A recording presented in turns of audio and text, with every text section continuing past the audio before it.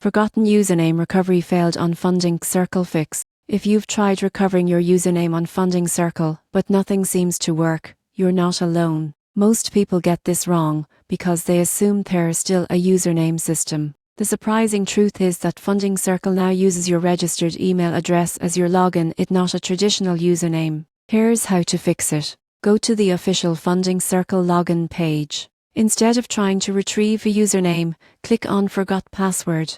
Enter your registered email address, and within moments, you'll receive a secure reset link. Follow the link, create a new password, and you'll regain access instantly. If no recovery email arrives, check your spam or junk folders. Still not there? Try another email address. Many users have more than one work, personal, or older accounts, and it's easy to forget which one you use when signing up.